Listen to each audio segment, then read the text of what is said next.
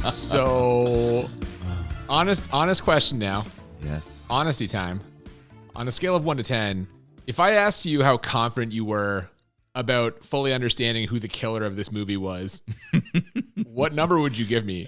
Because I'm like a 2. I legitimately cannot tell you who the actual killer of this movie was. You know what? I think I can say confidently now, after finishing the movie, that I could say with a 9 or a 10 certainty, I know who the killer is. I think you're wrong. I think you're lying to yourself. I don't think so. Now, if you had have asked me that 30 seconds before the ending of the movie, I would have been at a 1 or 2. This is one of the most convoluted fucking things I've ever seen in my life. Seriously. What a way to celebrate your birth. And also yours. Welcome to Bad Movies and Beer. I'm Cooper. And I'm Nolan. And this is a very special birthday episode. Today, we have watched and are about to discuss Happy Birthday to Me, the 1980 slasher movie, I guess, about a group of high school students at a boarding school in, I don't fucking know, wherever they are. Maine? I don't know.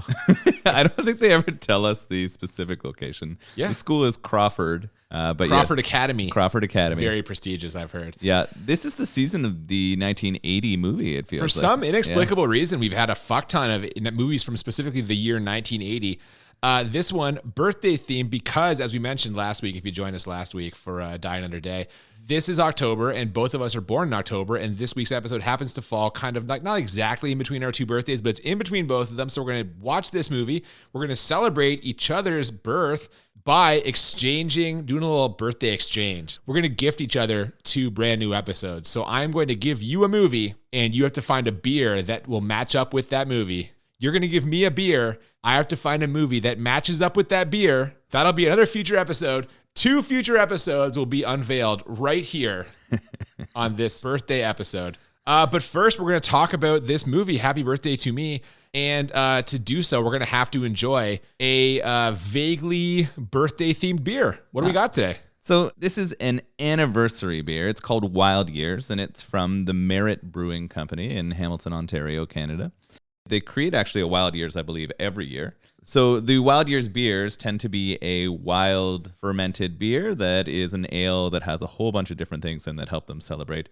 They come in giant Magnum bottles with wax on the top, so we'll see how we do opening it up. Yeah, it's a large-sized bottle. We've already had a few beers today, so this might be a sloppy episode. Yeah, by the end. We are kind of overdue for, I think. Yeah, by the end, we're going to get sloppy, but that's okay. Merit Brewing Company is awesome. It's this brew pub right downtown Hamilton. Great food, really nice people. They have a nice patio as well. Most of the beers that I love drinking from them are IPAs and sours, but they do a whole selection of stuff. They have a really cool triple. They also have a table beer that's fucking amazing. Yeah, actually, the very first place I ever had a standard table beer was here. I think also the very first place I ever had a grisette. So they're definitely willing to try different styles and making all kinds of awesome stuff. It's a cool spot. If you're ever in Hamilton, Ontario, Canada, check it out. Let's try opening these up and see how we do. They're wax tipped. That's the... Yeah, I guarantee I'm getting this all over myself. I think I need your opener. Yours is more of a sharp edge. Mine's a little more blunt. Oh, wait. Come on. Come to daddy. I'm glad our listeners get to... Oh, it's bubbling. Here we go. He's got the wax off, everyone. So we open with some very ominous music.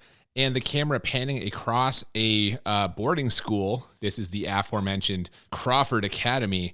And a girl exits. That is Bernadette. She's walking along when suddenly a strap wraps around her legs. She falls to the ground, and we get the snarling sound of Winston, Miss Patterson's bulldog. A little bit of a fake out here. Yeah, you think you might get into the action right away, but all you really get is a telling off by a very stern headmistress here. She is the headmistress, Mrs. Patterson is, and it turns out Bernadette is heading to the village to meet up with some of her friends, members of the so-called Top 10. These are some of the cool kids at this boarding academy, we get the impression. Did they ever define how you are a part of the Top 10? No, and the Top 10 is a fairly varied group of people. Like, I get how some of them are there. They're stereotypical, like, 80s movie, like, high school movie villains, essentially, jocks, rich kids.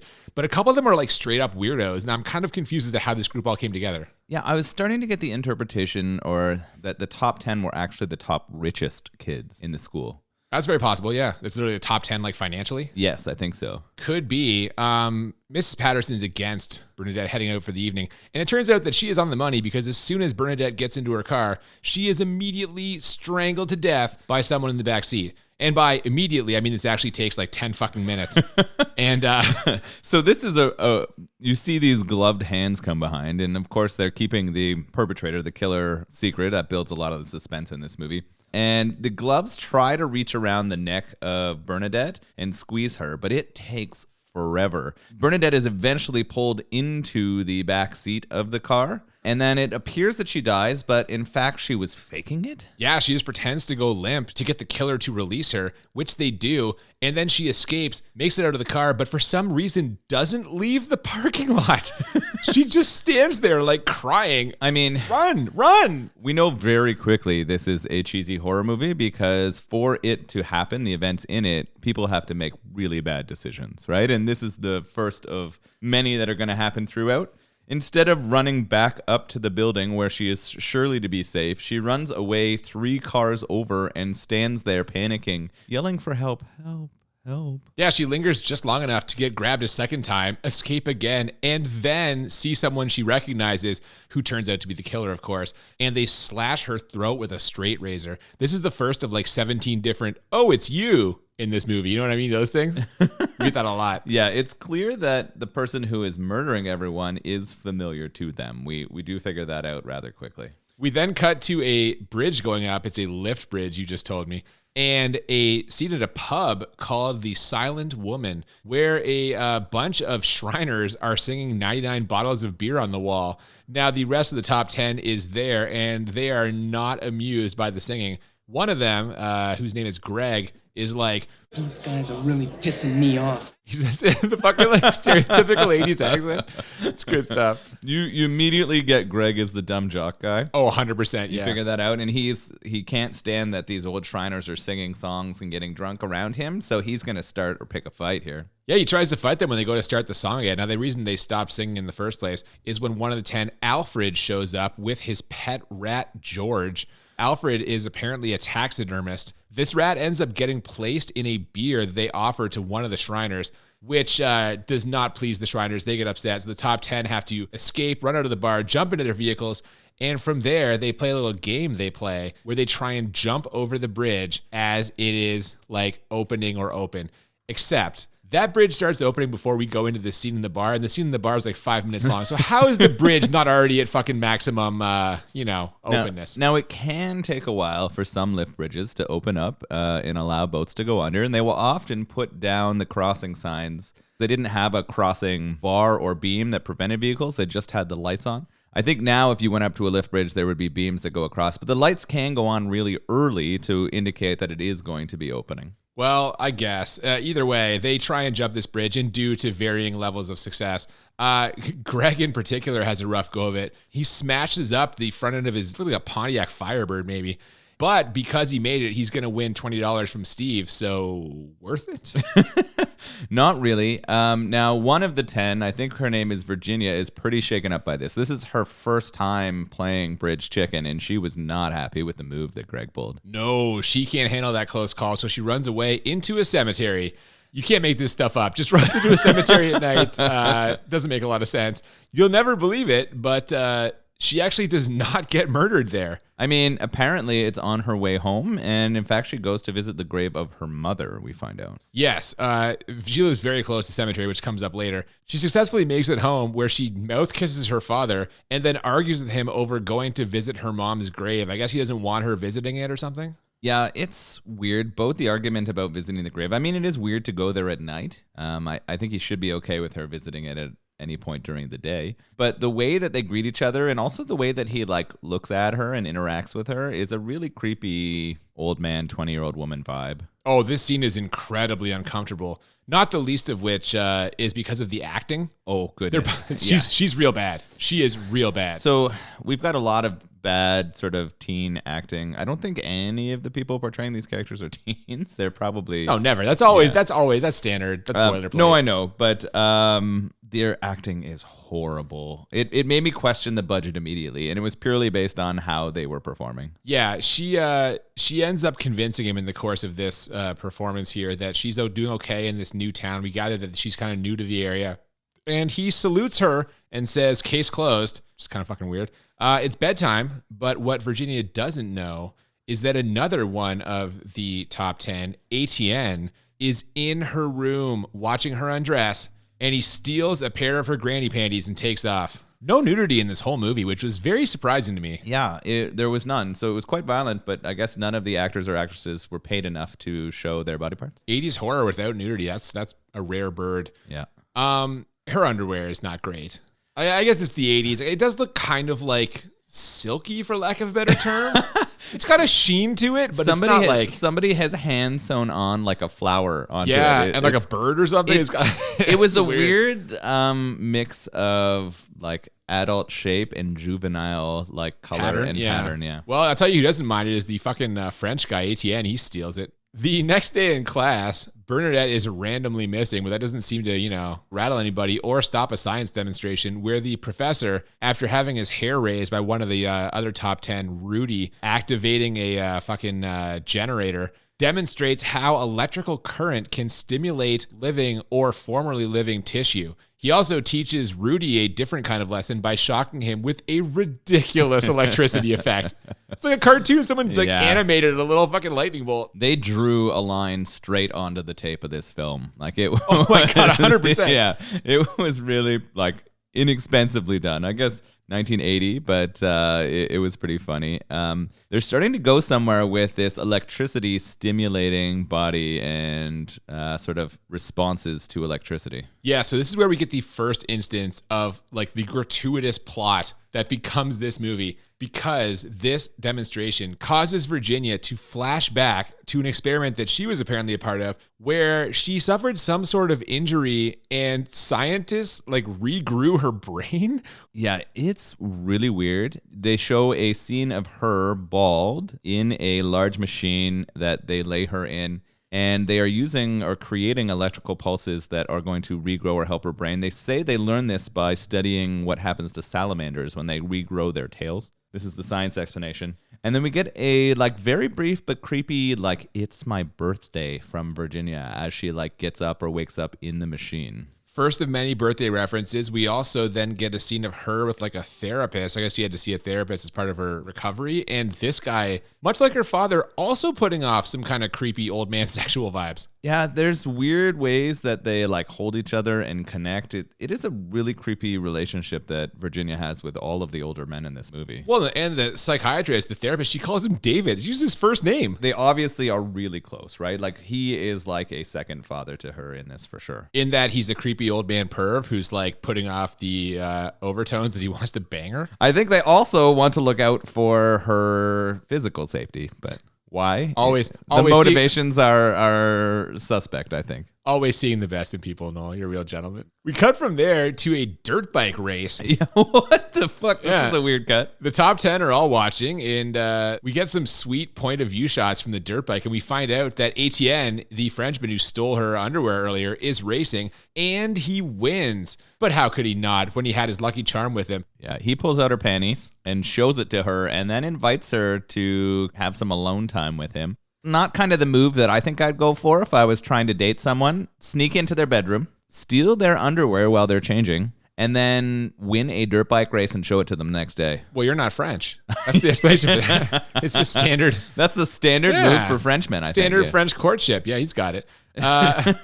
She's unimpressed by this, though, and so is Alfred. And the next time we see this lazy Frenchman, he's kind of working on his bike when a mysterious figure approaches, grabs his scarf. They all wear fucking scarves for some reason in this. I don't know. They all have their house scarves. I guess this has been a thing, right? Like they all have the same scarf because it represents the school, and I think this was pretty common in private schools. Well, I assumed it was just them. They just said like, let's all match with scarves. No. I think even the headmistress and a lot of the other people were wearing the exact same scarf. I don't know, man. I didn't see that. We'll see. We'll give it another second watch, maybe. I don't know. Either way, the mysterious figure takes this scarf, sticks it in the spinning dirt bike wheel, and then revs the engine so ATN's head gets pulled into the wheel and just ripped to pieces. Oh, Shreds his face. This is a pretty good one. That's a good death. Yeah, I like that one. Yeah, I like it. The first one was a little bit cheesy with the choke and the slash. It just felt a little bit drawn out, but I like this one. It was quick and kind of creative. Well, and it took forever, too. I would accuse this of padding, but fuck, this movie's almost 2 hours long, and they didn't need to pad anything. This movie needed more editing.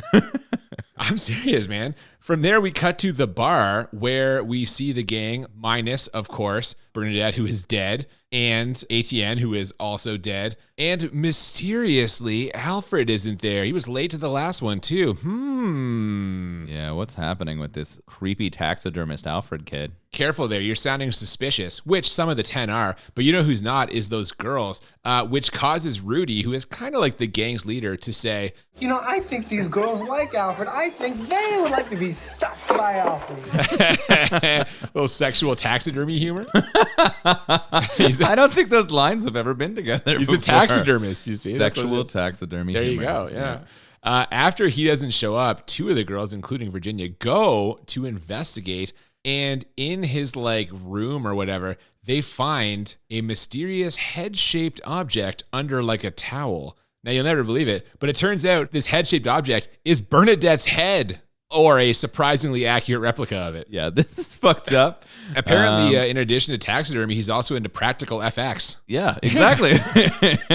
But he says that Bernadette modeled for him, and that's why he has this head. He pulls out the eye, and clearly it's a fake eye and not a real one, so the girls are appeased. Everything's cool. It's not creepy at all that Bernadette's missing and Alfred has a fake head of hers on his desk. Yeah, they're just basically like, oh, Alfred. Oh, that's just Alfred, yeah. Classic Alfred. So apparently this movie is not going to reveal the killer about halfway through. They're going to hold off a little bit longer. Oh, yeah. They're doing as much as they can to throw suspicion on different people, right? They're just pointing out that there's all kinds of things that it could be, right? I still don't know who the killer actually was. Is it the headmistress? Is it Alfred? Jesus. Who is it? Speaking of the headmistress, she's nice enough to show up and give us a little more backstory on Virginia. She managed to do this while also trying to deflect a little bit from the two missing students. Basically, she ends up giving Virginia detention or something. She says she has to do some kind of service after school. I don't really know what's going on there. Yeah, she's punishing Virginia. I'm not really sure what for. I guess because Virginia can't tell her answers that she wants. But I don't understand. They never show or follow up on that punishment.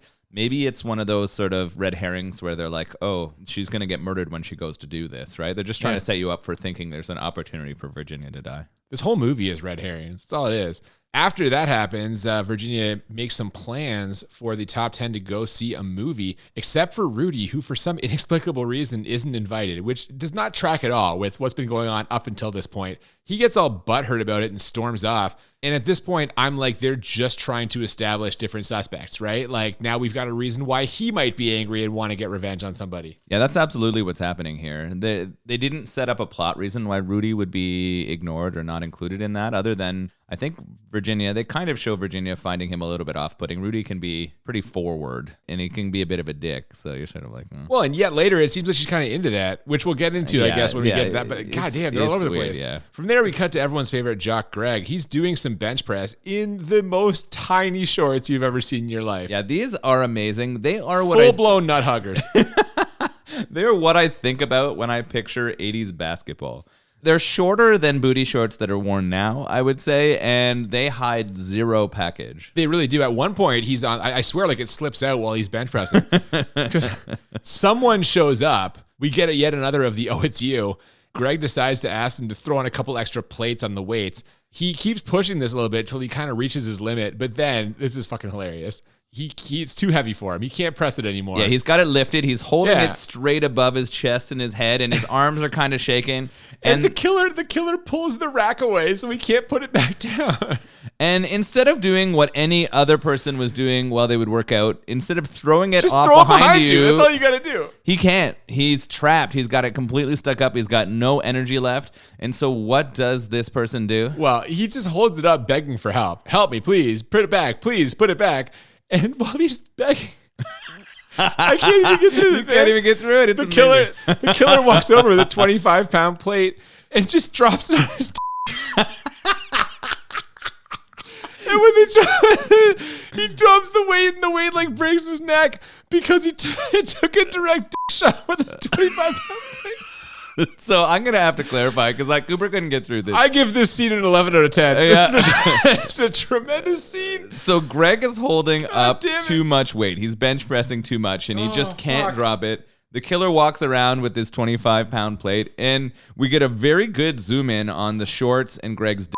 Like you can see everything. You got the full bulge there, and from about 3 or 4 feet, the killer drops the plate onto Greg's dick. And it immediately Greg lets go of the bar, and it snaps his neck like a twig. Almost tears his neck off. You get this nice blood spurt from the neck. This is a +2 to enjoyability. What a tremendous rating scene. It's incredible. This might be one of the best murder scenes I've seen in any horror movie. You said that as we were watching it. You're like, best murder scene I've ever seen. It was the perfect mix of comedy and gruesome jock killing. Yeah, we know that we both enjoy humor because of FDR American Badass, which if you didn't listen to the episode last season, you should check it out. It's a good time. We keep things in the athletic realm with the next scene because we got a soccer game. We go from the best death scene I've ever seen to the worst soccer game I've ever seen played. There's a game, it's very close, a bit too close for Steve, one of the members of the top 10. We gather he has some bets riding on the game.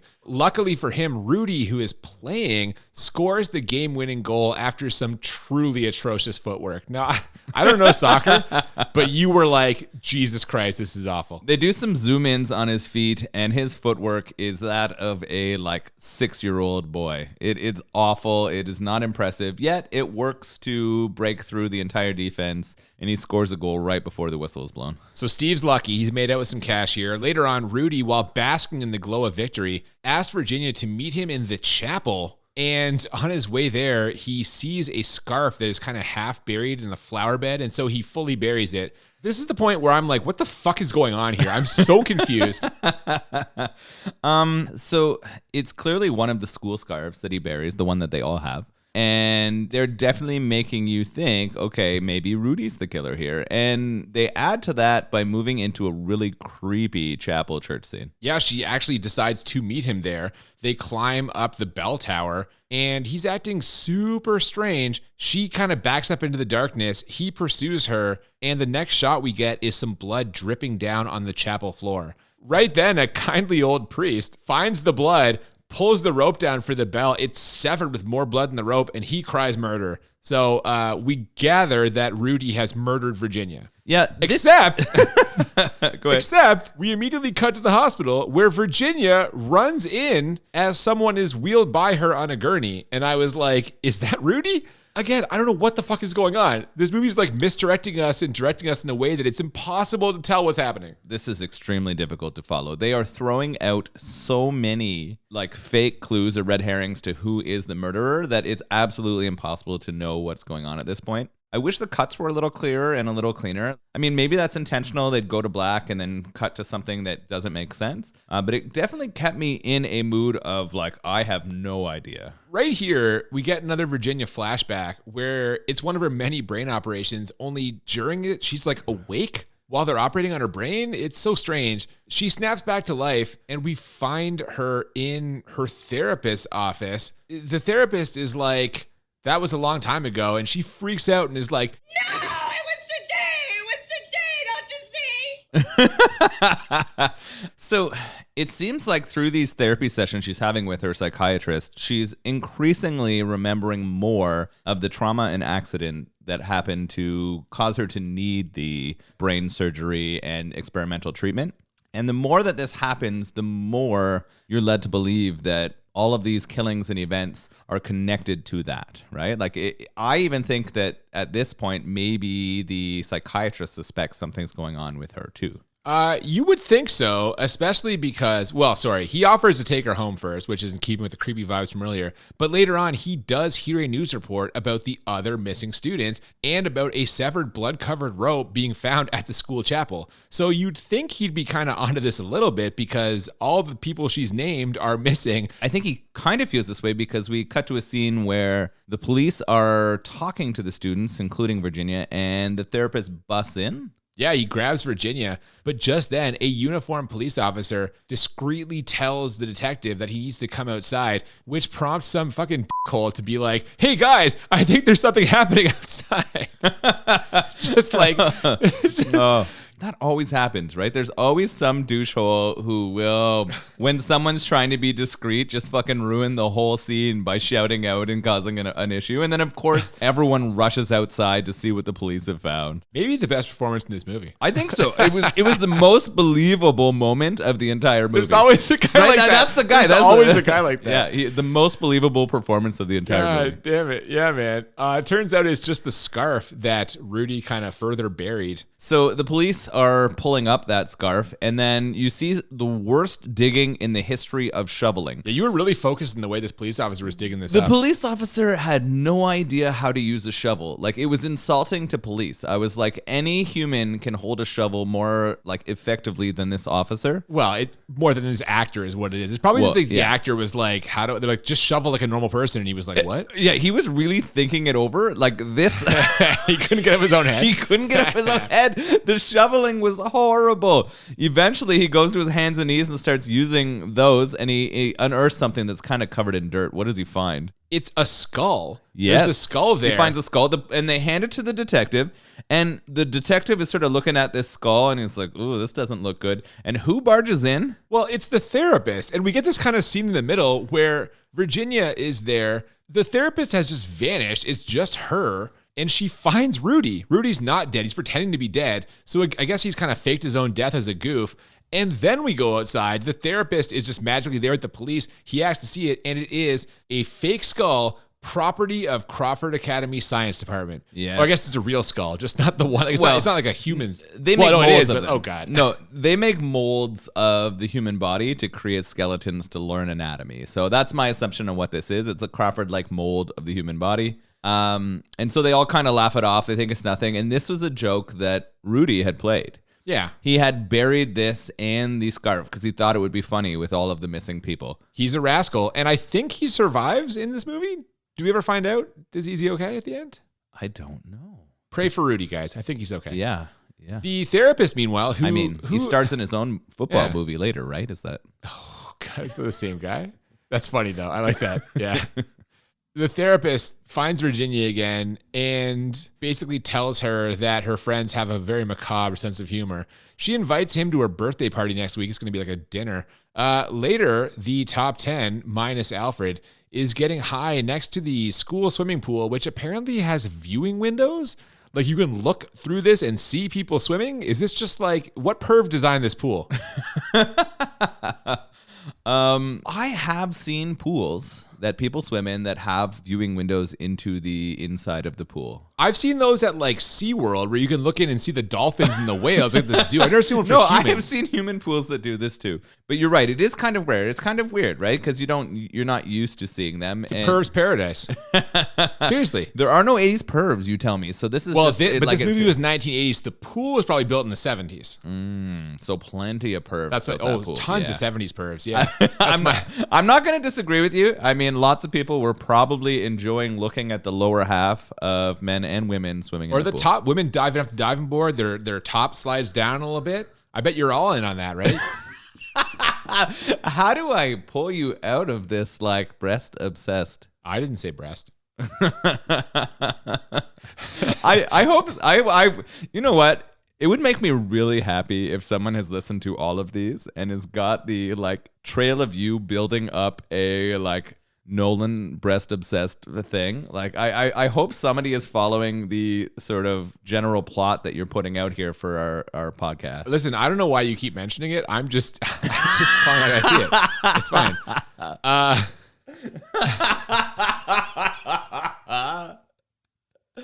Oh my God. For some reason, Virginia freaks out while this is happening. She runs to the cemetery again at night. Again. What the fuck? And I don't know. Virginia, this is not the solution to your problem. It's Stop her go-to running place. to your mom's grave. It's her go-to place. At night. At night. Alfred is there watching her as she lays flowers down on her mother's grave, and he decides that right now would be the perfect time to make his move. And by that, I mean pull out a flower and ask her to the dance. Timing, dude. Timing. They actually do a pretty good job of building tension with the speed and actions of some of these sort of interactions. This whole time, Albert is wearing leather gloves to look like the killer we've seen in other things. We see the killer in gloves, yes. So again, they're throwing out some hints that maybe it's him. Maybe he's going to pull a knife and hurt her.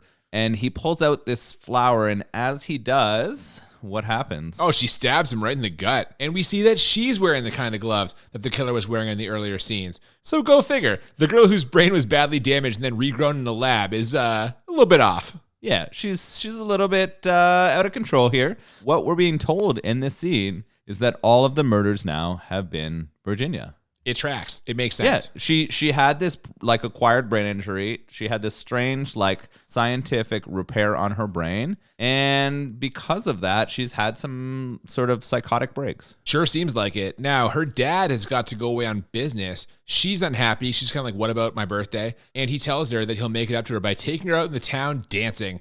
What the fuck? I'm starting to see why she's a psychopath, because this is a very unhealthy relationship with her father and her. So she's sad because dad is not going to be there for her birthday. And what we can kind of tell from this is not the first time that dad's not been there for her. No, and we get a very clear example of that later. And she's pretty upset about this. He's going to miss the birthday, but he does smooth it over with a slow dance. He grabs her by the waist and the hand and does a little dance with her, and it completely makes things better. There is one acceptable time for a father to dance with his daughter, and that's on her wedding day. That's the only acceptable time. Once your daughter is of a certain age. Yeah. An adult daughter, wedding day. That's it. It is a very strange relationship, especially after the open mouth kiss that we saw them share. That was an open mouth. Hang on. There's no evidence of open mouth. But it is a weird relationship that they are sharing there. And I mean, clearly she's hurt by him going away. We're going to see how her birthday turns out. Oh, we sure are. Speaking of dancing, we cut to the school dance where Rudy is like, anyone see Alfred? No? 4 down, 6 to go. And this is the point where I'm like, what the fuck are the police doing? There's like 5 missing students. Why is everyone being allowed to proceed with like a normal life? Why are the police not just fucking everywhere? Like, this is insane. If you have 10 of the richest students at a school and 5 of them are now missing, the other 5 would be in protective custody. You wouldn't be allowed to be at a dance. You wouldn't be hanging out in cemeteries at night. None of this would be happening. You would be protected, especially because it is the 10 richest people at this fucking private school. These are not like people that the government doesn't care about. These are people who pay the like most amount of money towards taxes, right? Like that would have made a difference 100%. This does not fit with sort of what's happening here. No. Now, what does fit is Rudy and Steve decide to swap girls. They're just like... Yeah. This is really weird because Rudy goes to the dance with his girl. Virginia. Virginia. Yep. They open mouth kiss. They seem very into each other. And Steve goes to the dance with his girl, who I don't know if we ever get her name. You know what? I don't know the name of half these people. Yeah, she's kind of the like token blonde in the movie. They're all blonde. Yeah. No, Virginia's not blonde. She's brunette. Now, close. The rest of them are blonde. Yeah, there's a lot of blonde. Yeah. What the fuck? So the token girlfriend one, who is with Steve, they decide to switch, and Rudy goes over and dances with her, and Steve comes over to Virginia. And for some reason, Virginia is super gung-ho to take Steve home. Now, as a viewer, I'm like, well, we know she's the killer. Like the only reason Yeah. she's happy to take him home is because she wants to bring him back and murder him. Yeah, she offers him a late night snack, and it's a romantic shish kebab. This is so fucked up.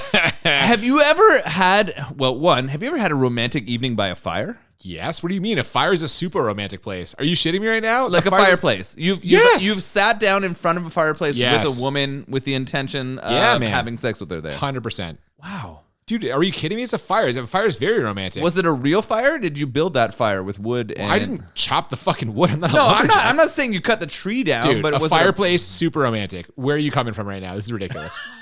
But who has a fireplace in their home? Not that many people. Lots of people do. These are the richest people in the world. These are the most rich people. They all have fireplaces. Okay, listen. so it makes sense. The that part they of this have- that's confusing is not the fireplace. It's the shish kebab. Okay, so you're right. And to be fair, I find spiced meats can be very erotic.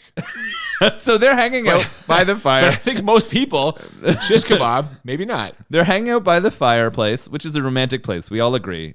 And she brings him 2 shish kebab skewers and several dips. There's like different sauces to dip those in. Even more romantic. Yeah, So so the she- dipping is sexual. She had You've got the phallic shish kebab, and Yeah. you're just gently prodding the soft, sauces, yeah. gushy dip. She has said that she's really good at midnight snacks. Yeah, I'll and bet. it appears that she has midnight snack game. This is extremely romantic. However, it is made somewhat less romantic by the fact that she stabs him through the throat with the shish kebab, which is ironic, as he probably thought that she'd be the one choking on meat. How long had you spent with that one? I wrote that down immediately. That's You wrote why that down immediately? All I've been right. sitting on that for 2 hours.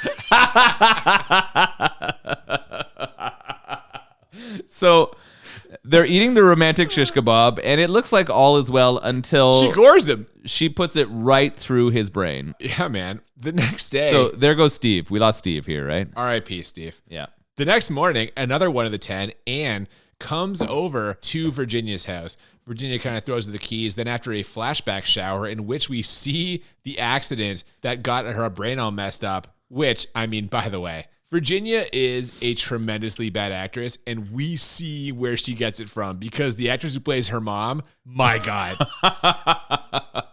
Oh, the actress who plays her mom is so over the top. It's incredible. What we kind of glean from this is her mom, in an upset, kind of drunken state, drives Virginia and herself to that lift bridge, the one we talked about in the chicken game they played earlier.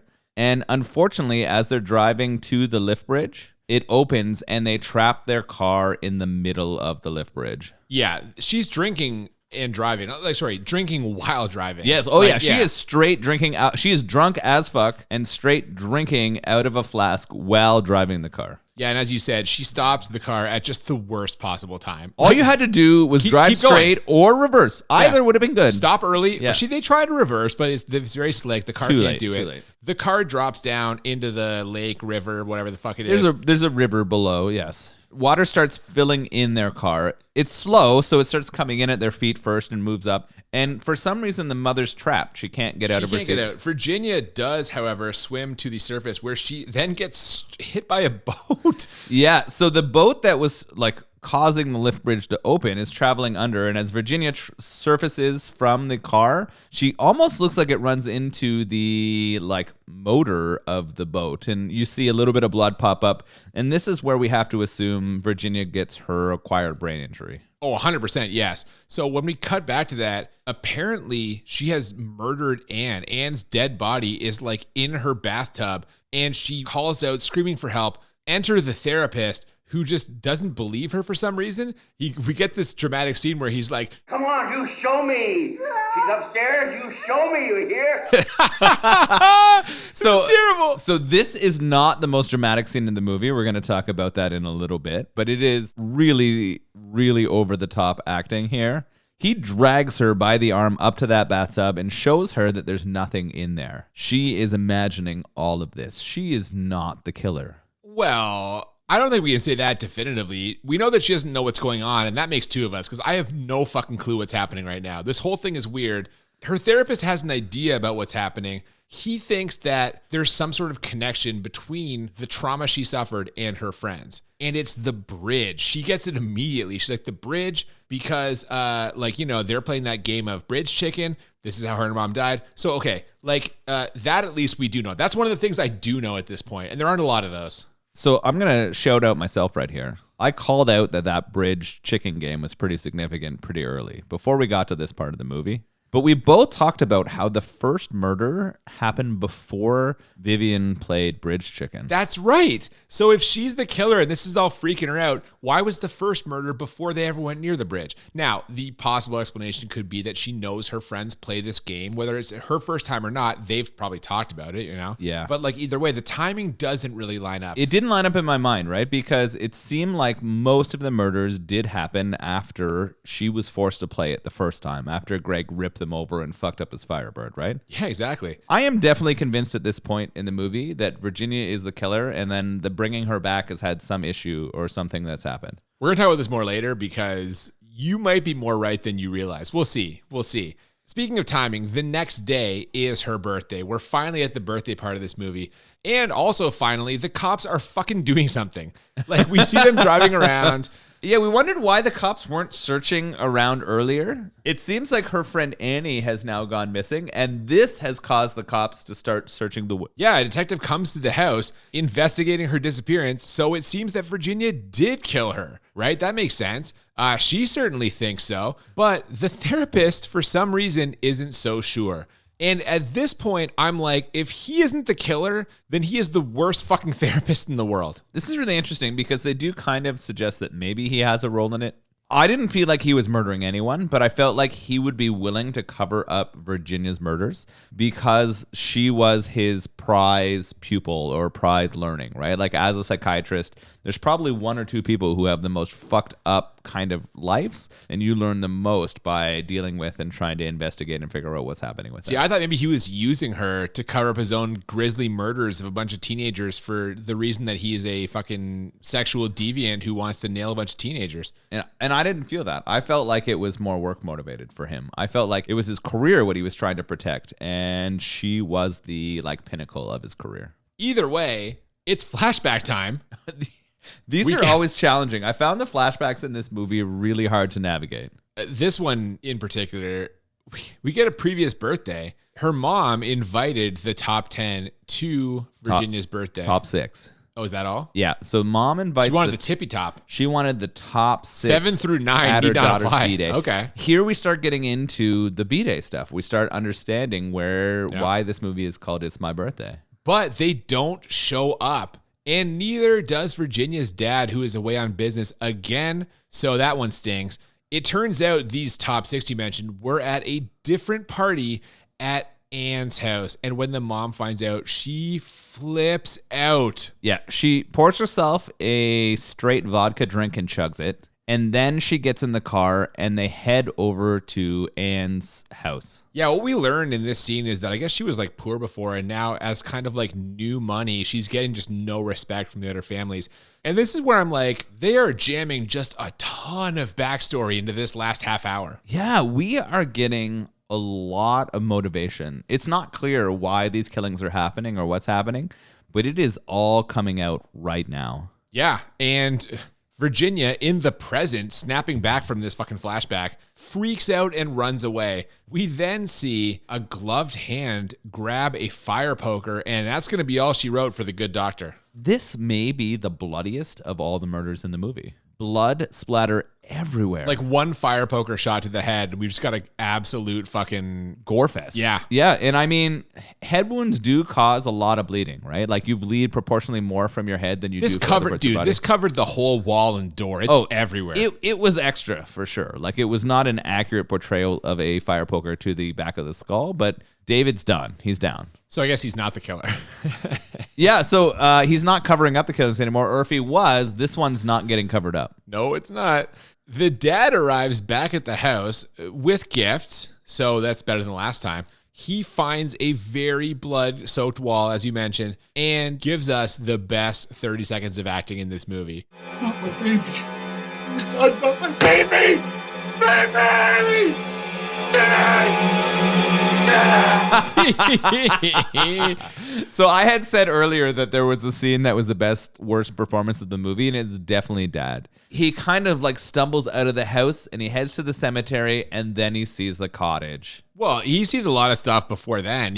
First of all, one of the top 10, one of the anonymous blonde girls you mentioned, is just standing there in some kind of shock. And then he also sees the dead psychiatrist and his dead wife's dug up coffin. This is the point where I'm like, holy fuck. As soon as I see the dug up coffin, I'm like, Virginia is recreating her fucking birthday party. Well, I tell you what lends credence to that argument is once the dad spots the cottage, he kind of goes in there and he sees some shadowy figures seated around the table along with a very old looking birthday cake. That birthday cake is like fully rotten. It looks terrible. He kind of investigates one of the bodies. The first one he touches is his dead wife's corpse. You get the maggots crawling out of it. Not a jump scare per se, but like it's gory. Creepy. I actually felt like that was well done. It probably would have been further decomposed than it was based on the timeline, but I enjoyed them bringing out a very decomposed body and then having, as they pan around, the bodies of the other 6 victims who were there. The 6 who were supposed to be at that birthday but didn't show up because they were at Annie's party. There you go. So right on cue, Virginia comes out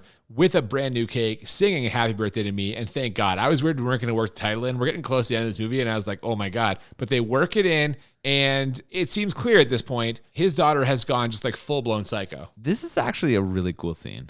In terms of where we are in this movie, to have this moment in your life where your mother breaks down because she was not from the rich sort of organized group and none of her daughter's school friends show up to her birthday party, to then recreate that birthday party with your mother and father there and the dead body of all those people who scorned you, I thought was like pretty creative. It's gory. You see a little bit of evidence of the death of each one of the people, and you see that a new birthday cake coming out with Virginia holding it. Except, and this is where, for me, this movie becomes completely illogical and I can't track it anymore. After putting a party hat on her dad's head and blowing out the candles, that moment is amazing. So Dad's breaking down and he's like, what the fuck have I done?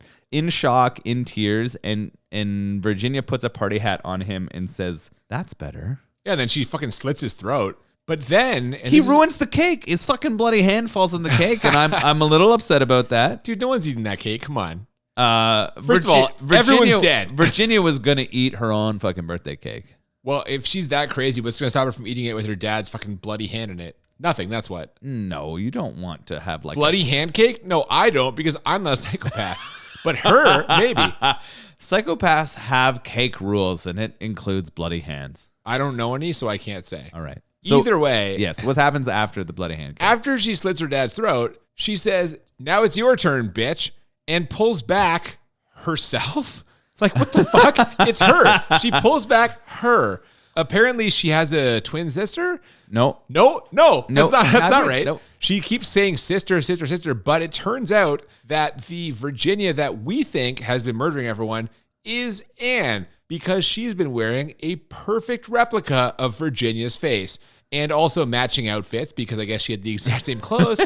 I have to jump in here. Wait, what? I have to jump in here. This movie has you thinking the entire time. They do a good job of creating red herrings and wondering who the killers are, and all these things are here. No, this movie is just red herrings. Yeah. There's no substance. It's just red herrings. At this very moment, they fucking Scooby-Doo it. Yeah, it turns out Anne's the old man running the spooky amusement park. Exactly. The entire time, yeah, the whole time. is the spooky old man. And now, Anne was Virginia's best friend, I guess, in this story. But what we find out is she's also Virginia's sister. And the reason why Annie's killing everybody is because her family was ruined. Allegedly. Her father slept with Virginia's mother, and who was a whore, who is also a whore, according to Anne. What? Keep throwing that out there. She calls him. She says, "You're a whore like your mother." Yes. And so Virginia's existence is based on her mother having sex with Anne's father, and that ruined Anne's life.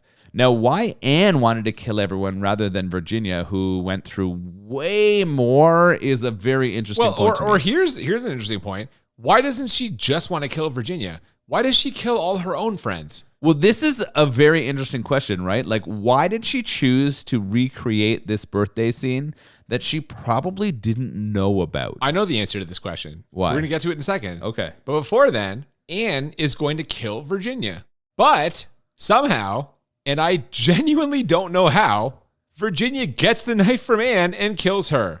It's like there's no explanation for how this happens. She takes the momentum of Anne's stab and swings it in a circle, and it stabs We Anne don't see that. right in the chest. We don't see that. We do see that. No, we don't see that at We all. absolutely see see that. Complete bullshit. Now, here's the thing. This murder, where Virginia successfully kills Anne, who was trying to kill her, happens right when the detective walks downstairs, which is just bad timing, right? I mean, that fucks Virginia. Virginia is innocent in all of this, and Anne has set it up so Virginia is fucked. Anne wins no matter what. Or is it that, much like every other murder, Anne being her like half sister and the affair and Anne being the killer is all just in Virginia's head, and Virginia has been the killer this whole time because she's a goddamn psychopath? No. Bullshit. No.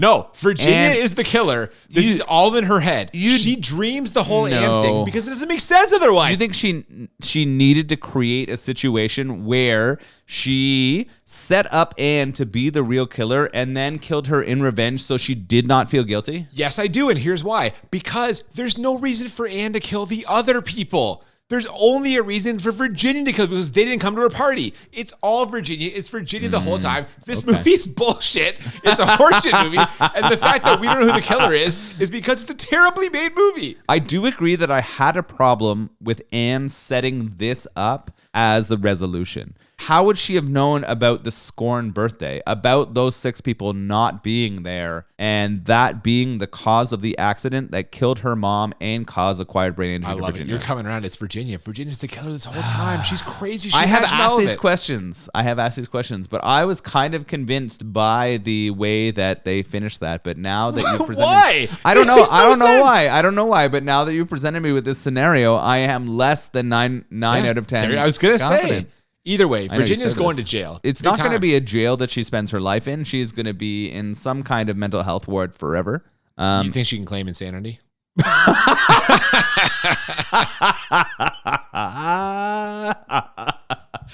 Yes. I feel like if this is the murder spree you go on, you have the maybe most likely chance of claiming insanity out of anyone who has committed a murder in the history of murders. It's very possible. You know what? If this episode goes much longer, I'm going to claim insanity. So why don't we just move to our ratings? Because this is it. It's over now. Thank God. I'm so confused. I still don't know who the killer was. I don't think we're ever going to know. But let's rate it. This is the point in the episode where we rate the movie. We do it on a scale of 1 to 10. We do it twice. 1 to 10 for how bad it is. 1 to 10 for how enjoyable. And the goal is to find a movie that is 10 out of 10 on both scales, or as we call it, the Crit 20. Yes. And I will say, for me, this is in play because this movie is 10 out of 10 bad. First of all, what an amateur production. These actors are terrible. The plot makes little to no sense. I don't know what's going on for half the time. It is 10 out of 10 bad. What a fucking mess. What do you think? Okay. The acting is incredibly bad. Yeah. It's fucking awful. There were a couple moments that stood out as particularly horrible. You've said the plot is horrible. It is. It makes no sense. Maybe that's on purpose. It Maybe the confusion is a part of the lure of this movie. If you don't know who the killer is, does that not make you want to watch it more? The movie's over. I've already watched it. I'm never going to know who the killer is because they haven't made it clear because But there's no logical reason why any of these people will be the You're killer. going to watch it again and think about who it could be. And I'm going to watch it again, but I'm not happy about that. it's a 10 bad. I was going to say, what the fuck? Like, come on. All right. There's nowhere else I can go with that. It is absolutely a 10 bad. I mean, the plot is a lot. It goes overboard at the end, but I also kind of enjoy it more because of how fucked up that ending is. I can't wait to hear how enjoyable you have this movie. What do you have it as? So I enjoyed many of the murders. Come on. In particular, The weight room murder. The weight room murder. That's very good. I said that got a +2 for enjoyability just Jesus. for that, All right? right. So that's where that is, right? The sound's good. The music and the sound create a lot of good mood and follow in the right way. Like I will say some very creepy piano music, like Halloween adjacent piano music. Yeah, you said this was 2 hours long. I would have had no idea. Yeah. I was engaged in trying to figure out the whole time. What I really like in movies is that they're super... They make me think afterwards, and this movie gave me more ponder and thought after than I can any other movie. I have no idea what's happening. But I'm going to give this movie a 9 for enjoyable. Wow, man. Yeah. What we're learning, I think, in my taste is that if your movie makes 0 sense, I'm going to enjoy it more. Because it makes me try to figure it out that much harder. And that is really where we went with this movie. You want the stimulation. You want the mental stimulation. Yeah, this was a stimulating movie, even though it was completely fucked up. But yeah, if you haven't seen it, I definitely recommend watching it to try to figure out and tell us who the killer is. This is one of your highest scores ever. I can't believe it. Probably doesn't deserve it. I've drank a lot today, and that might have something to do with the wild years. But yeah, that's where we're heading with this one. Well, I don't have it quite as high. I have it as a 7 for enjoyable. Okay, that's fair. I mean, the thing is, like, there's so many better slashers out there, and that I can't really. There are scenes that are enjoyable. I will say the weightlifting death scene is fucking great. Yeah, it probably would have been a 7 for me without that scene, but the plus. Well, 2 you did say plus 2 is that make it a 7. You're right. I did have a good time watching it. Will I watch it again? The answer is probably, because I will try and watch it again and just figure out what the fuck is going on. But whatever. You know what? For a mutual birthday episode, we could do a lot worse. How about this Wild Years? I think it contributed to my rating. I was going to say, I'm shit-faced right now. Yeah, me too. 8.7% alcohol. It's 8.7? Yeah, it is. I didn't want to tell you that before we drank it. Oh, we drank an 8% earlier, 8.7? No wonder I'm fucking shit. It was delicious. I have a real love of wild ales. What is a more fruity fermented beverage? It almost reminds me of ciders or other similar beverages. If you really wanted to win my heart, you would find me some delicious wild ales, and you would be there. Like whoever it is, just go there ahead. You go. Anybody who wants to win Noel's heart, just forget about fucking wild ale. Listen, I'm not a huge cider guy, and my first take on this was this tastes like a cider, but the crispness, the fruity nature of it, so refreshing. I would never have believed. 8 what did you say? 7. I would never have believed it was 8.7. No, although hearing myself talk now and trying to make these sentences, I would believe it. Not bad. Like, you know what? It's a big bottle. It's a big alcohol ABV. Would I drink it again? Yeah, probably. Yeah. I'm looking out for next year's Wild Years. I will be down on that for sure. And if you haven't had beers from Merit in Hamilton, Ontario, what are you doing? Merit's a cool spot. Yeah. Merit, if you're in Hamilton, check it out. It's one of the jewels of the Hamilton craft beer scene for sure. So that's going to bring us to the end of our review portion, but it is the birthday episode. It's time for the birthday exchange. And so right now, we are going to create 2 future episodes because I have a movie for you. You have a beer for me. Why don't we do this? Let's open these up. Let's see what we've got for the future. Can I open first? Absolutely. Please do. All right. I'm excited. So I have got a movie for Noel. He's going to open it up. He has to find a beer that matches it. And we are going to do an episode on this particular movie. Oh my God. I am so excited for this. The name of this movie is called Let My Puppets Come. And I don't know if you figured it out listening to this podcast or not, but I am a huge fan of puppetry. Do you like watching a bunch of puppets? What happens in this? Because I hope it does. Yeah, it's an erotic puppet movie.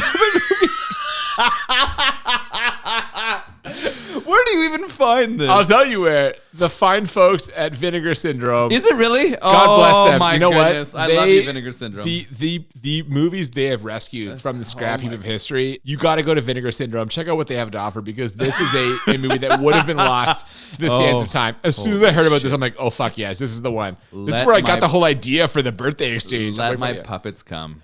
Here's your present. All right. Good God help you trying to find a beer that matches up with that fucking movie. Oh, I'm going to find a beer for sure. Oh, Jesus Christ. All right, so I gotta find a movie to match this beer. Here we go. All right, so the beer I have, this is from, a double Two-Hearted Ale. So Two-Hearted Ale is one of my favorite American beers. This is from Bell's in Michigan. And this is their double IPA version of it. It's actually quite difficult to get, especially in Canada. So I thought, what a way for us to share a moment together. Well, I think that's going to just about do it for this week, our special birthday episode. And, Happy birthday to me. Happy birthday to you. Yeah, and you as well. Next week, we are going back to the request pool. We've got a request from our first ever Instagram follower, Mickey Double Zeros. He has requested a little movie called Blame It on Rio, in which Michael Caine, who we are very familiar with from Jaws, goes on a vacation with his best friend. They both have teenage daughters, and apparently Michael Caine tries to fuck his friend's teenage daughter. It's Revenge of the Booty Shark. The booty shark is back. He's going to be cruising for some teenage booty. I don't know, man. I've never seen this before, but if Mike recommends this, we're thrilled to do it for him. I'm excited to fucking watch this. I don't know what it's going to be, but I'm sure it's going to be very appropriate for our podcast. If you haven't already, what are you waiting for? Follow us on Twitter and Instagram at the BMB Podcast. Feel free to send any suggestions for either movies or beer there. We love those suggestions. They really do inspire us to sort of come up with our best creative ideas. If you would prefer to email, it's at thebmbpodcast@gmail.com. Yeah, if you want to kick it old school, by all means, jump on. We had a request that way earlier this year, didn't we? Flash Gordon, wasn't that a request? That's right. Yeah. There you go. You can do it. We'll happily take it. Any requests are good. Thank you so much for listening. I'm Cooper. And I'm Nolan. And we'll see you next time on Bad Movies and Beer. Keep it B-Day. You're invited to the bloodiest party of the year.